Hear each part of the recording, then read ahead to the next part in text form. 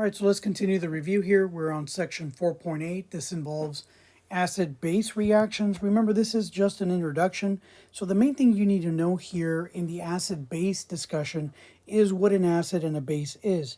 And so as I had identified here in the previous section, the types of reactions, the acid-base discussion really involves three main types of acids and bases, but what we're going to do is make sure that you can focus on one particular type of acid-base type, and that's going to be the Bronsted-Lowry acid definition. Now, just to make sure we cover all of the bases here, remember there were three types of acid-base reactions. The first type involved the Arrhenius version, and so Arrhenius acids were known as those acids that produced hydrogen ions, and an Arrhenius base was those compounds that produced hydroxide ions. And so this is what we're normally familiar with, especially when we consider the equations that are associated here.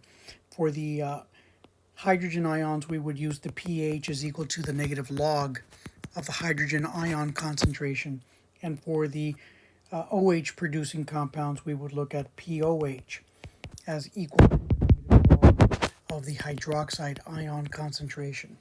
And so both of these here, when you add them here, the main principle that we'll look at here is if we take the pH and we add that to the POH, this would give us a value of 14. And likewise, when we consider the concentrations here with the hydrogen ion concentration and the hydroxide ion concentration, we could make similar comparisons there. However, I won't go too much into it now, but I will mention this.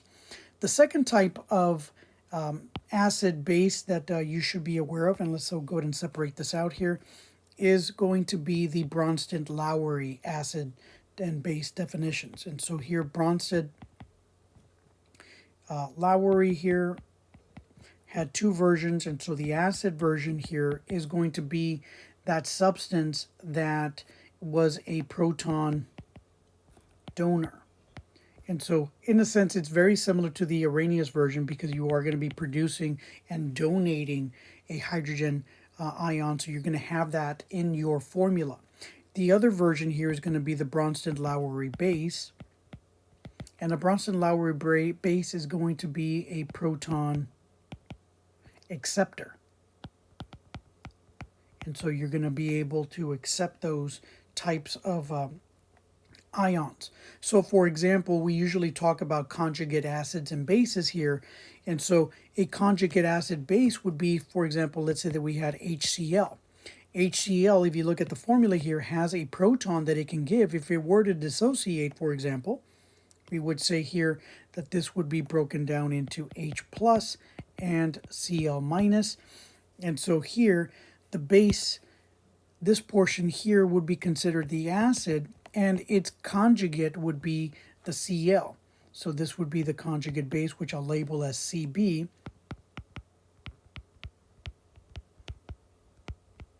And then the acid here would be Ca for the conjugate acid.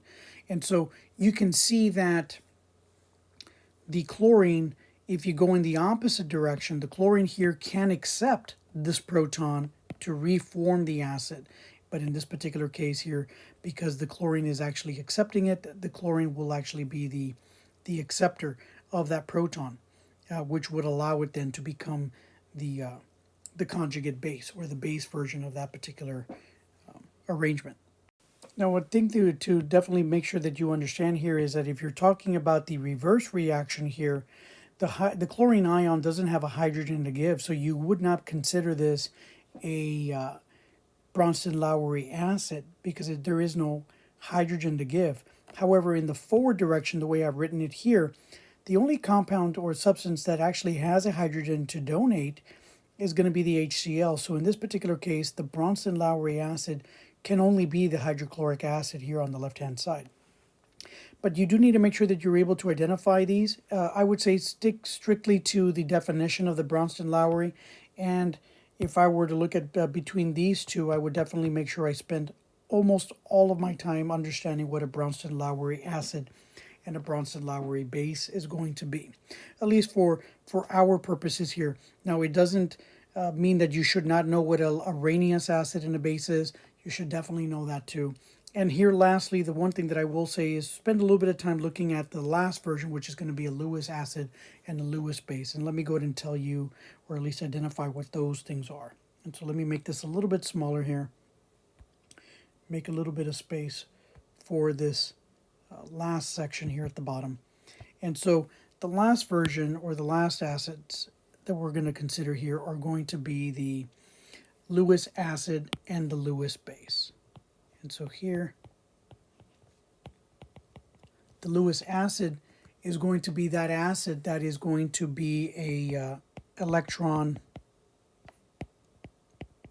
pair acceptor. And then the Lewis base is going to be the electron pair donor. And so these are definitely things that you should know. The donor of the electron donor is going to be those things that actually can donate the lone pairs. And so typically the elements that we tend to look at here are things that have elements in group 15, because they tend to have a lone pair already in their molecular structure that allows them to donate those electrons as a pair. Single electrons are not going to cut it here, so you're going to have double. But nonetheless, though, this is just intended to be an overview of the acid-base reactions. And for our purposes here, we want to make sure that you definitely understand what each of these three types of acid bases are. But like I said, try to make sure you spend a good chunk of your time understanding the Bronsted-Lowry definition, as that seems to be one of the biggest types of bases that you need to be aware of. And then also just to understand this idea of conjugate base and conjugate acids. So as long as you understand the Bronsted-Lowry definition and understand that the acid is the one that donates it, they're fairly easy to identify because they're going to have an H in their formula. And then on the other side, the anion part, typically, if it can bind with a hydrogen, that's going to be the acceptor, which will essentially be the proton acceptor, which is your Bronsted-Lowry base. And so you can do that, look at some other examples there within the notes, but these are definitely going to be the things that I would spend most of my time on. And so that brings 4.8 to a close, and then in the last section here, you'll have 4.9 where we'll talk about redox, and so we'll see you in that video.